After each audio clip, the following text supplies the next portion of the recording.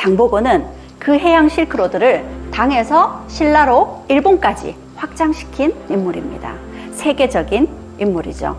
장보고를 정리해보자면 장보고는 최초의 호족입니다.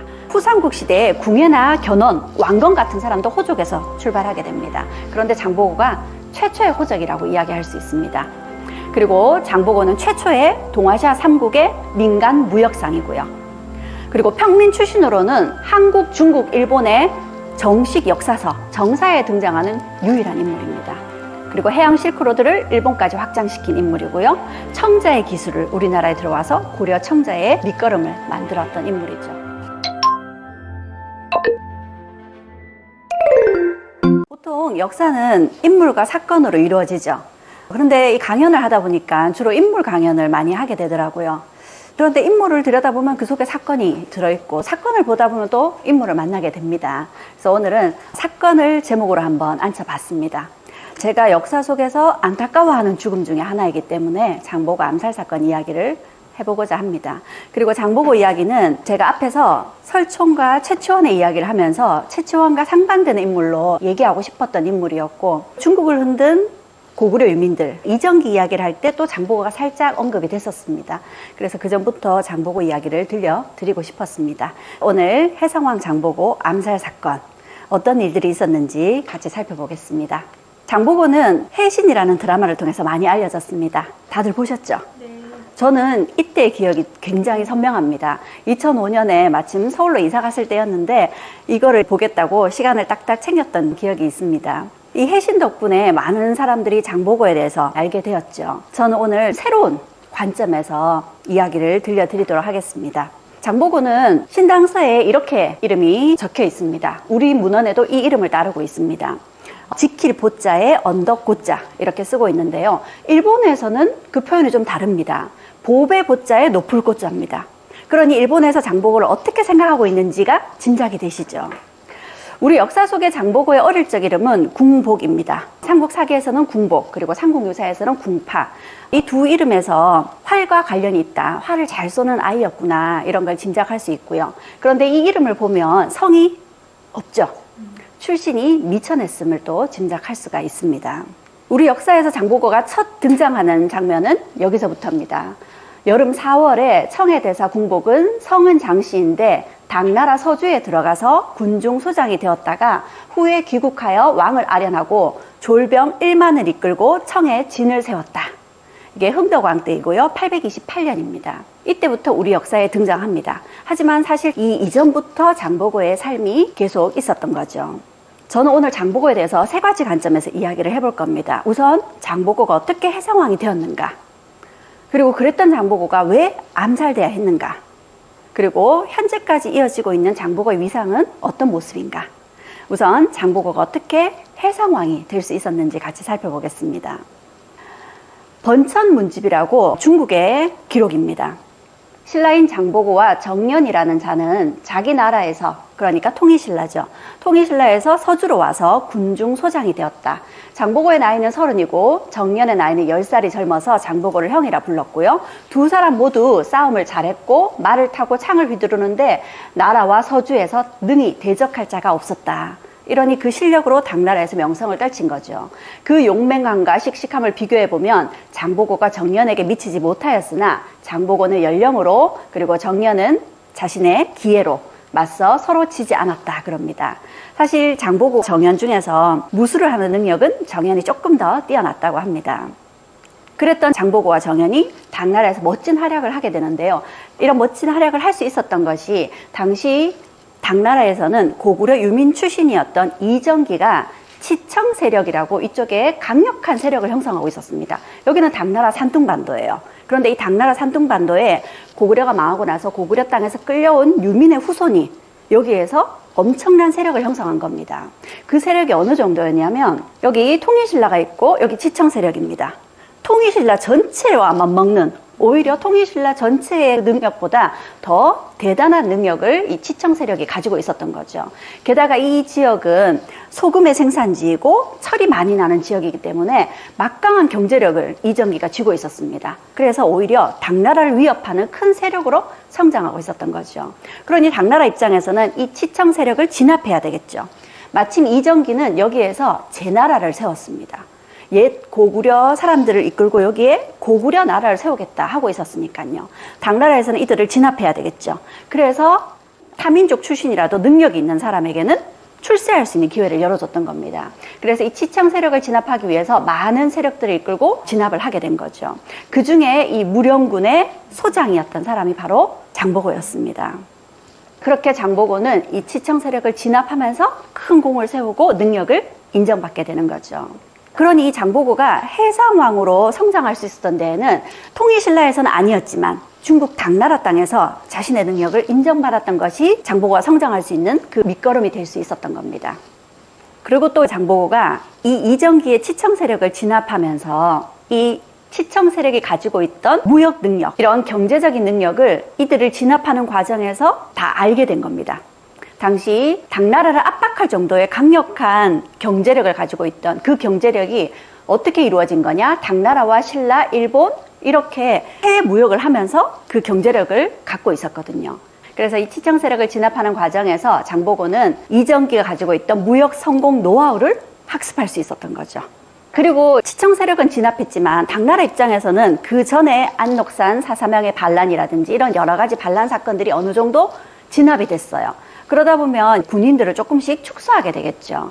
그래서 장보고는 자신은 여기에서 군인으로 성공을 거두는 게 아니라 이정기의 치청 세력을 보면서 자신은 상인으로 큰 성공을 거둬야 되겠다. 이렇게 자신의 진로를 바꿨던 것 같습니다. 자신이 상인으로 성장하려면 또 공부해야 될 것이 있겠죠. 그래서 이런 준비를 합니다. 일본의 기록에 따르면 일본의 엔니네라는 스님이 일기 형식으로 쓴 여행기입니다. 장대사가 천장 원년에 일본국에 도착했다가 일본을 해독하기 때문에 통역사로 삼았다. 일본에 가서 통역사를 구해온 겁니다. 그건요, 일본과 무역을 염두에 둔 거죠. 그리고 또 장보고는 신라로 돌아가기 전에 중국 전역을 돌아다닙니다. 그 내용이 장보고가 신라로 들어와서 흥덕왕을 아련하면서 자신이 중국을 두루 걸쳐서 돌아보고 신라로 왔다, 이렇게 이야기를 하고 있거든요. 그럼 장보고가 왜 이렇게 했느냐? 중국 전역을 돌아보면서 시장 조사를 했고요. 그리고 그곳에 있는 자기처럼 신라에서 건너온 제당 신라인들을 만났던 거죠. 자신이 무역을 하려면 인적 네트워크가 있어야 되겠죠. 자신의 편에서 자신과 함께 장사를 해줄 인력들을 확보했던 겁니다. 그렇게 장보고는 이제 신라로 들어옵니다. 흥덕왕을 만나서 이렇게 이야기를 하죠. 청해에 진을 설치하여 해적들이 신라 사람들을 잡아다가 당나라에 데려가는 것을 못하게 하시기 바랍니다. 자신에게 진을 설치하게 해주면 해적을 소탕하겠다, 이렇게 이야기를 하고 있죠. 우리가 다 알고 있는 이야기입니다. 그런데 사실은 이건 드러내기 위한 명분이고요. 실제적으로는 이 당시에 흥덕왕 때 왕권이 약했습니다. 게다가 그 이전에 왕위 다툼을 놓고 김원창의 반란이 일어나면서 반란을 진압하려면 돈이 많이 필요하겠죠. 재정이 궁핍해졌어요. 장보고가 자신이 당나라에서 성공을 거두고 모은 재산, 그리고 거기서 장사를 조금씩 익히면서 번 돈으로 신라 재정에 도움을 줍니다. 그리고 자신에게 신라에서 이렇게 공식적으로 무역을 할 수 있는 기회를 허락해 준다면 신라 왕실에 더 많은 재정적 지원을 해주겠다, 이런 딜을 한 거죠. 그렇게 해서 청해진을 설치하게 됩니다. 사실 해적을 소탕해 준다는 것은 신라 입장에서도 좋은 일이겠죠. 그런데 장보고 입장에서도 대외 무역을 하려면 해적이 큰 걸림돌이죠. 자신의 무역을 하기 위해서도 해적을 소탕해야 되는 거니까요. 그렇게 장보고는 신라로 와서 청해진을 세우기 전에 무역을 하기 위한 시장 조사와 인적 자원을 이미 다 확보를 해뒀던 겁니다. 그리고 신라로 와서 흥덕왕에게 설득을 한 거죠. 그러면 장보고는 왜 하필 그 청해진을 완도에 설치했는가? 완도는 지도에서 보시다시피 당나라와 일본 사이에서 무역을 하는 아주 좋은 거점입니다. 지정학적으로 아주 좋은 위치에 있는 거죠. 그런데 정확하게 장보고에 청해진이 있었던 곳은 완도 바로 앞에 있는 작은 섬, 장도라는 곳입니다. 여기는 완도와 비교를 해보면 굉장히 작은 섬이에요. 완도는 우리 땅에서 8번째로 큰 섬입니다. 그런데 이 장도는 완도하고 비교해보면 아주 작은 섬인데 축구장 12개 정도 크기입니다. 여기에 청해진이 있었습니다. 그걸 우리가 어떻게 알게 됐느냐? 1959년에 4.25 태풍이 불었어요. 그러면서 그 태풍 피해가 컸었는데 그 태풍이 얼마나 셌던지 이 장도에 있는 갯벌들을 확 쓸고 간 겁니다. 그러면서 여기에서 목책을 세웠던 흔적들이 발견됐어요. 목책이라 그러면 외적의 침입을 막기 위해서 나무 울타리를 세운 거거든요. 두꺼운 나무들로 울타리, 목책을 세웠던 흔적이 여기서 발견이 된 겁니다. 1990년대에 발굴 조사를 했고 그걸 통해서 여기에서 청해진이 있었던 것이 유적으로 확인이 됐습니다. 이 장도는 완도가 이만하다면 요만한 섬입니다. 아주 작은 섬이에요. 그래서 여기에서 발굴 조사를 했더니 통일신라에서 썼던 수막새라든지 이런 토기들이 나왔습니다. 그래서 이 지역에 장보고에 청해진이 있었던 걸로 확인이 된 거죠. 그런데 그것 말고도 장보고가 왜 콕 집어서 완도에 청해진을 투자했을까? 삼국사기 기록에 따르면 장보고와 함께 활약했던 정연전에 보면 정연은 또 바닷속에 잠수하여 50리를 다녀도 숨이 막히지 않았다. 잠수를 아주 잘했다는 거죠. 분명히 바다 출신이다 라는 걸 알 수 있습니다.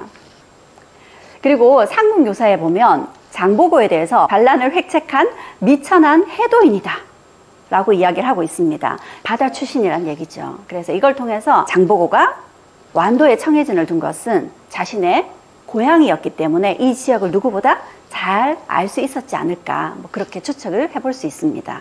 그래서 장보고가 세상왕으로 성장할 수 있었던 것은 이 청해진이 갖고 있는 지정학적 위치가 또 큰 역할을 했었던 걸로 보입니다.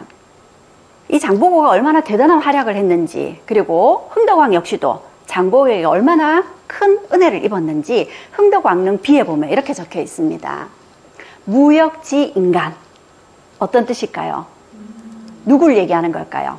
무역하는 사람, 장보고를 얘기하고 있는 겁니다. 그래서 당시에 장보고의 영향력이 어느 정도였는지, 그리고 흥덕왕 역시도 장보고를 얼마나 지원하고 있었는지를 또 엿볼 수 있습니다. 그런 장보고의 활약 덕택에 신라에서는 노예 매매가 거의 사라졌다고 합니다. 장보고가 당나라에서 무령부 소장으로 그 이정기가 세웠던 제나라를 무너뜨릴 정도였으니 신라 앞바다의 해적 정도는 손쉬운 일이었겠죠. 그렇게 해적들을 깨끗이 소탕을 합니다. 우리가 청해진을 세웠잖아요. 청해 자체가 바다를 깨끗이 청소한다. 해적들을 싹쓸이 하겠다. 그런 의미를 담고 있습니다.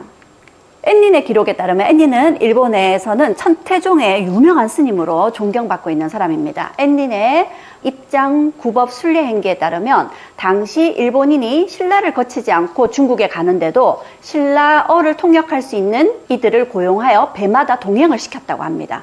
일본에서 당나라로 건너갈 때 신라를 거치지 않는데도 신라어를 통역할 수 있는 사람을 배마다 데리고 다녔대요. 그 말은 당나라에서도 신라인들의 활약이 굉장히 컸었음을 보여주는 겁니다. 그리고 이렇게 된 데는 또 이유가 있어요.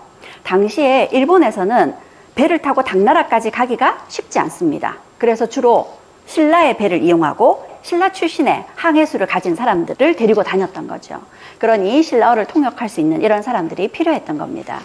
장보고가 이렇게 청해진에서 뛰어난 활약을 펼칠 수 있으려면 무엇보다 필요한 것이 조선술과 항해술이겠죠.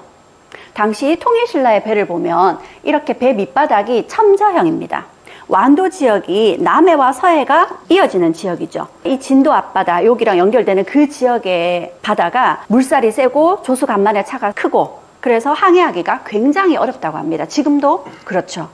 그래서 강에서는 주로 평저형이라 그래서 바닥이 편편한 배들을 타지만 이런 바다, 특히 갯벌 때문에 이렇게 밀물, 썰물, 차가 큰 지역에서는 배가 평저형이 갈 수가 없죠. 그래서 이렇게 첨저형으로 물살에 휩쓸리면서도 넘어지지 않게끔 이런 배가 필요했던 겁니다. 그리고 이 신라의 배는 배 전체에 이렇게 칸막이가 벽처럼 세워져 있어요. 그 이유가 한 곳에 구멍이 나서 물이 들어오더라도 배가 금방 침수되지 않는 거죠. 그리고 쉽게 보수할 수 있는 거죠. 그래서 무역선으로 활용하기가 아주 좋았던 겁니다. 근데 이 당시에는 배에 동력이 없죠. 순전히 바람과 해류의 힘으로만 운항을 해야 됩니다. 그러니 순풍이 불 때만 배를 운항할 수 있겠죠. 그런데 통일신라 이 장보고가 활약했을 시기에 이 배들은 역풍에도 운항을 할 수 있었습니다. 어떻게 해요? 여기에 기록에는 누아라고 적혀 있습니다. 지금은 피수판이라 그래서 요트가 바람을 가리면서 항해할 수 있게끔 역풍을 상대하면서 이렇게 지그재г 운항을 할 수 있는 기능을 해주는 것이 여기 설치되어 있었던 걸로 보여집니다.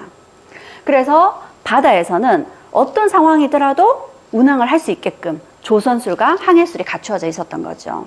기록에 보면 풍향이 바뀌어도 신라의 배는 표류하여 밀리는 두려움이 없었다라고 기록에서도 나오고 있고요. 일본에서는 본국 조공사가 당나라에 갈 때도 신라선 5척을 타고 갔다고 합니다. 그 정도로 신라의 조선술과 항해술이 뛰어났던 거고, 장보고가 해상왕으로 성공할 수 있었던 데에는 그게 또 밑바탕이 되었던 겁니다. 뿐만 아니라 장보고는 그냥 작은 장사꾼이 아니었죠. 신라 내에서만 장사를 하는 것이 아니라 당나라와 일본 그 중간에서 무역을 하는 일이었습니다. 그러니 거점이 청해진에만 있는 게 아니겠죠. 당나라 땅에도 거점이 있고 일본에도 있습니다. 장보고는 혼자 장사를 하는 것이 아니었고 당나라의 산둥반도에 있는 제당 신라인들 그 인적 자원을 활용했고요.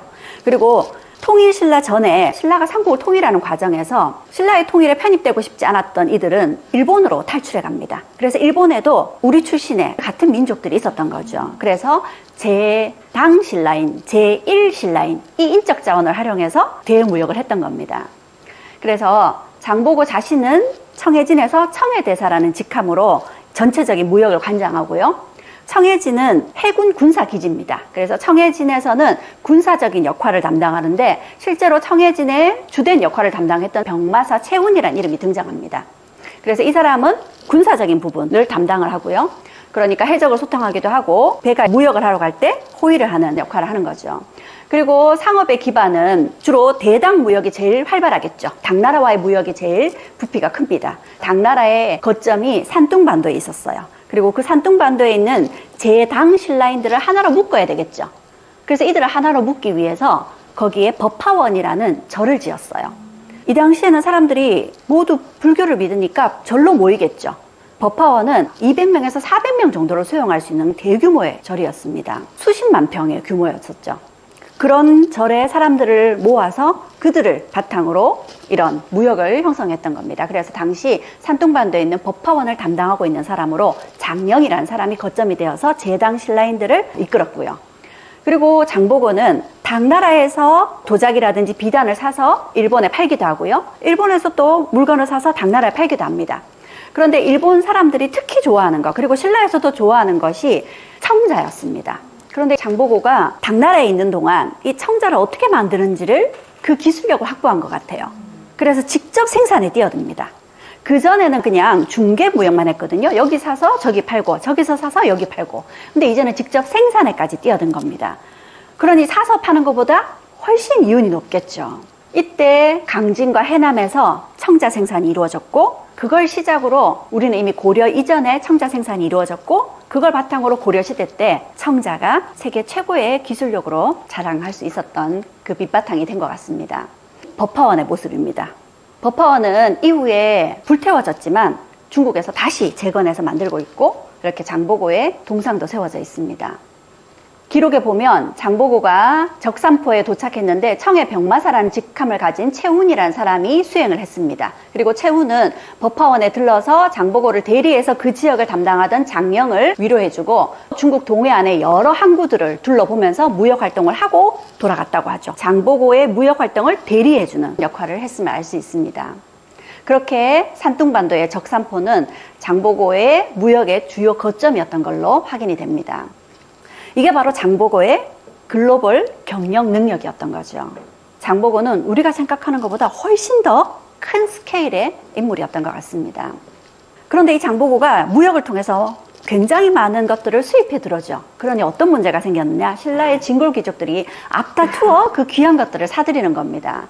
그래서 백성들이 다투어서 사치와 호화를 일삼고 외래품만 좋아하니 풍속이 파괴된다. 법령을 만들어서 외래품의 사용을 금지토록 하니 이를 어기면 국법대로 처리하겠다라는 흥덕왕의 사치 금지령이 내리기도 했습니다. 그런데 이건 또 우리만의 문제가 아니었습니다. 일본에는 더 심각했습니다. 장보고의 선단이 가져오는 물품을 경쟁적으로 구매하려다 보니 가격이 폭등하게 되고요. 비싼 물건을 사려고 가산을 탕진하는 사례가 벌어졌다고 하죠. 뿐만 아니라 먼저 잡는 사람이 인자입니다. 그렇죠? 그러다 보니까 일본에서는 지쿠첸의 귀족이 장보고가 가져오는 당나라 화물을 사려고 성금을 줬다고 합니다. 그 당시에요. 성금을 준다는 건 믿고 주는 거죠. 신용거래가 이루어지고 있었음을 알 수 있습니다.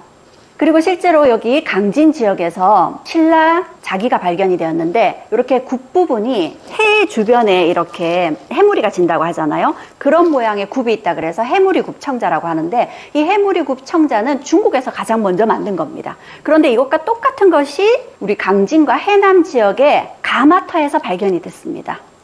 해무리굽 토기가 우리 땅에서도 일본에서도 발견이 되고 있죠. 우리가 직접 생산해서 이렇게 수출까지 했음을 알 수 있습니다. 청해진 인근에서 발견된 이 도자기 파편이 실제로 중국에서 생산한 것과 일치하는지 확인해 봤더니 유약의 색이나 굽는 방법이 같았다고 합니다. 그리고 중국의 월주요에서 이 청자를 활발히 생산하던 시기가 장보고가 상인으로서 준비해야 하던 기간과 일치하는 걸로 봤을 때 당시 중국의 최고급이었던 청자 생산 기술을 장보고가 한반도로 가져왔음을 추측할 수 있다라고 이야기를 합니다. 그렇게 장보고는 중개무역에서 직접 생산까지 하면서 수출을 하는 큰 국제적인 기업으로 성장하게 되는 겁니다. 그러면서 장보고의 세력권은 이렇게 넓어지게 되죠. 이게 해상왕 장보고의 모습이었습니다. 이게 9세기였어요. 지금으로부터 1100년 전에 이렇게 큰 해상 세력을 형성하면서 막강한 힘을 과시하고 있었습니다. 그랬던 장보고가 암살되었죠. 당시 신라의 왕위 다툼이 벌어지고 있었고 그 왕위 다툼에서 김우징이라는 사람이 패했습니다. 왕위 다툼에서 패하면 어떻게 될까요? 죽음이 기다리고 있겠죠. 그래서 당시 막강한 군사력과 경제력을 가지고 있던 장보고에게 의탁을 해옵니다. 살려달라고, 자신을 좀 도와달라고. 장보고는 옛사람이 말하길 의로움을 보고도 움직이지 않으면 용기가 없는 거라 했다. 그래서 당신을 도와주겠다 하고 받아주죠. 당시의 상황이 어떠했냐 하면 흥덕왕이 자식 없이 죽습니다. 그러자 흥덕왕의 사촌과 조카가 왕위 다툼을 벌였고 그 중에 김균정이 왕위 다툼에서 패하고 김재룡이라는 자가 희강왕으로 즉위하게 됩니다. 그런데 이 희강왕 때 다시 김명이라는 사람이 또 반란을 일으켜요. 그래서 희강왕은 자살하게 되고 김명이 왕위에 오릅니다. 민해왕으로. 그리고 이 김균정이 죽었을 때 김균정의 아들 김우징이 청해진으로 가서 장보고에게 의탁을 하고 있었죠. 그리고 아버지에 대한 복수와 자신의 왕위를 되찾겠다 해서 장보고에게 도움을 받아서 민해왕을 죽이고 왕위를 차지하게 됩니다. 그렇게 김우징이 신무왕이 됐어요. 그럼 신무왕은 장보고에게 보답을 해야 되겠죠. 그래서 신무왕이 장보고를 감히 군사로 임명하고 시급을 내립니다. 시급 2,000호라 그러면 2,000가구가 살고 있는 땅을 장보고에게 하사해요. 그러면 장보고는 거기서 세금을 거두고 그들의 농경력을 마음대로 징발할 수 있는 겁니다. 그렇게 신무왕을 왕으로 세웠는데 신무왕이 왕위에 오른 지 6개월 만에 갑자기 죽습니다. 그런데 이 신무왕이 어떤 약속을 했냐면 자신이 왕이 되면 장보고의 딸을 태자비로 맡겠다고 약속을 했거든요. 그런데 그만 6개월 만에 죽어버렸어요. 그럼 그 약속을 아들이 행해야 되겠죠. 왕위에 오른 아들 문성왕이 장보고와 약속을 지키려 합니다. 그래서 문성왕 우선 장보고에게 진해 장군이라는 직책을 내려요. 진해 장군이라 그러면 진골 반열에 최고 반열에 지위를 준 것과 마찬가지입니다. 그런데 이 문성왕이 그 약속을 지키려 하자 진골 귀족들이 반대합니다. 왜요? 장보고는 골품이 없는 바다 사람이잖아요. 미천한 사람이잖아요.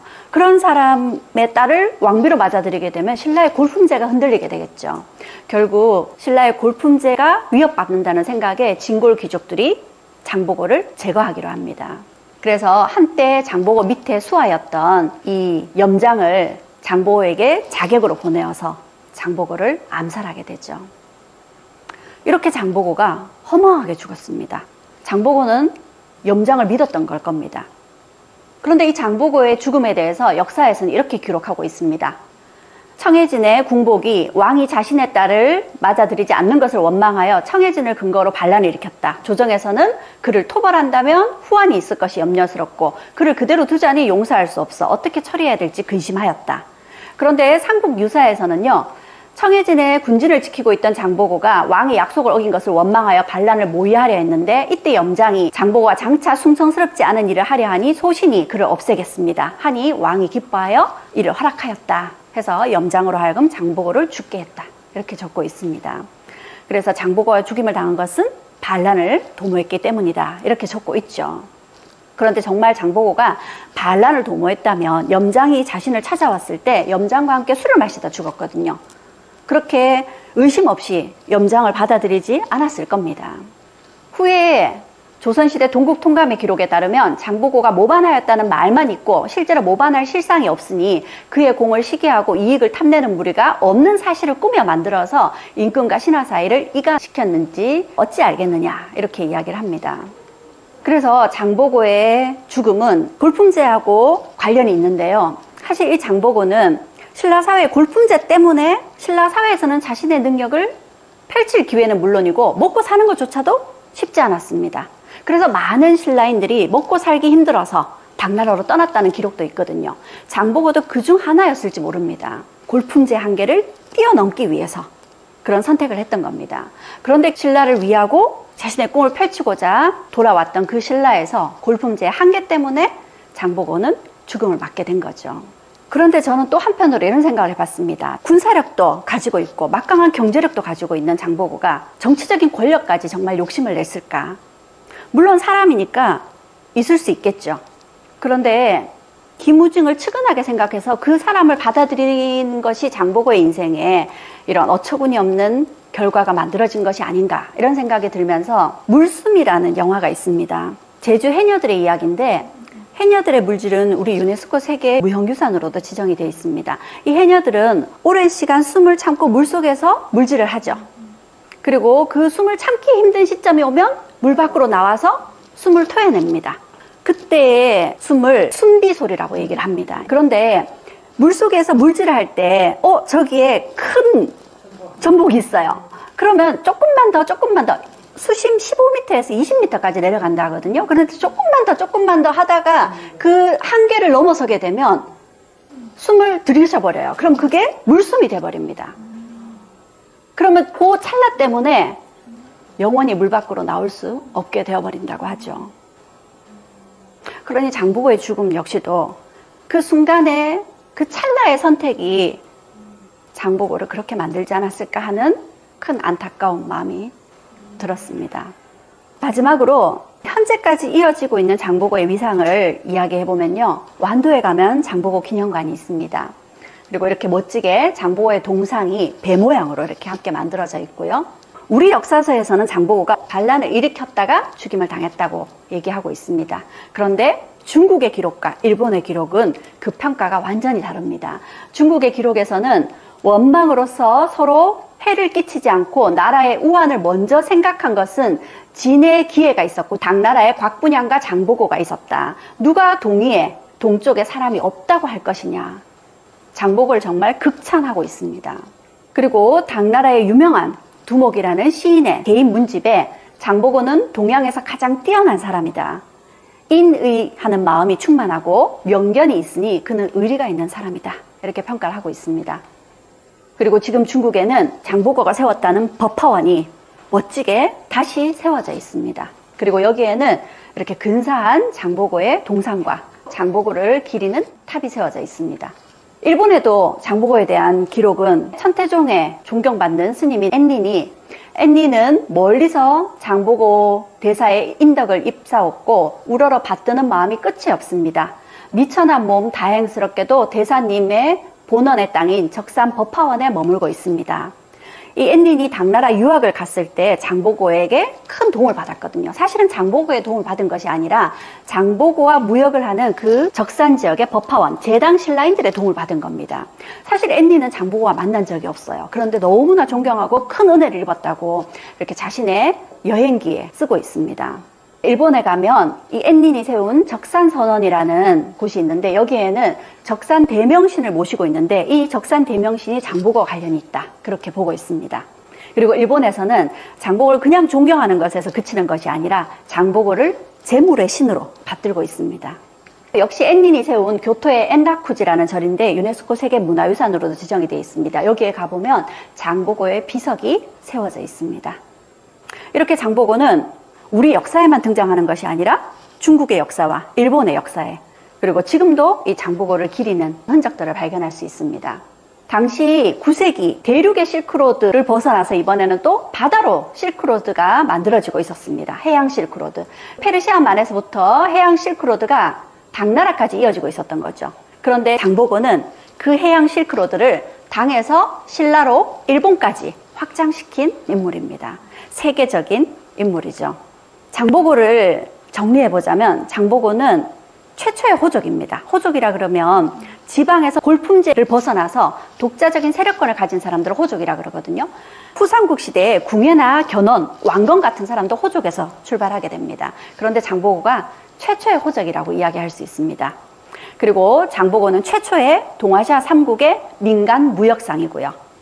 그리고 평민 출신으로는 한국, 중국, 일본의 정식 역사서, 정사에 등장하는 유일한 인물입니다. 그리고 해양 실크로드를 일본까지 확장시킨 인물이고요. 청자의 기술을 우리나라에 들어와서 고려 청자의 밑거름을 만들었던 인물이죠. 지금까지 장보고에 대해서 장보고가 어떻게 해상왕이 될 수 있었는지, 장보고가 왜 암살되었는지, 그리고 현재까지 이어지고 있는 장보고의 위상을 함께 살펴봤습니다. 위성에서 찍은 우리나라 모습입니다.